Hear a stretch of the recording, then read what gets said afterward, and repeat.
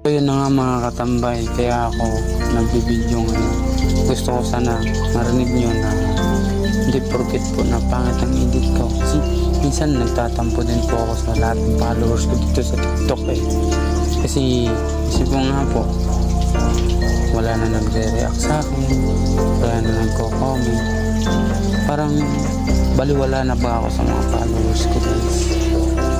So na alam ko gamin ka talagang tingin sa akin. Kaya okay lang.